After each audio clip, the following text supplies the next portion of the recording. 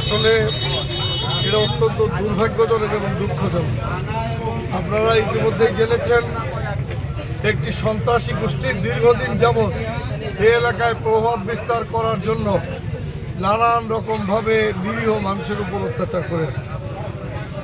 এইটার প্রতিবাদের মধ্য দিয়েই এই গণ্ডগোলের সূত্রপাত এবং ইতিমধ্যেই সন্ত্রাসীরা যেভাবে এই নিরীহ জনগোষ্ঠীর উপরে হামলা চালিয়ে তাদের বাড়িঘর আগুন জ্বালিয়ে তছনছ করেছে সেটা ভাষায় বর্ণনা করা যায় না এবং এটা হচ্ছে একটি পৈশাচিক ঘটনা যার নিন্দা জানানোর ভাষা আমার জানা নেই।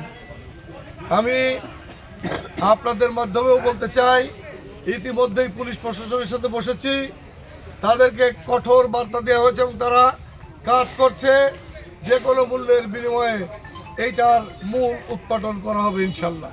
এবং আমরা চেষ্টা করছি ক্ষতিগ্রস্ত পরিবারদের পাশে থেকে তাদের কিছু ক্ষতিপূরণের ব্যবস্থা করে দেওয়া। মাননীয় এমপি মহোদয়, এই ঘটনায় কি আপনার দলের কারোর কোনো যোগসাজশ বা সম্পৃক্ততা পাচ্ছেন কিনা আপনাদের কাছে যে তথ্য আছে? দেখুন, এইটা সম্পূর্ণ এখানে বিভিন্ন দলের লোক রয়েছে, সবাই তো কোনো না কোনো দলে বিশ্বাস করে। এই জন্য আমি মনে করি না যে এটা কোনো দলীয় গণ্ডগোল। এটা সম্পূর্ণ আধিপত্য বিস্তার করার জন্য এবং কিছু সামাজিক সন্ত্রাসী তারা দীর্ঘদিন যাবৎ এই এলাকার দখল রাখার জন্যই এই ঘটনার সূত্রপাত। ধন্যবাদ।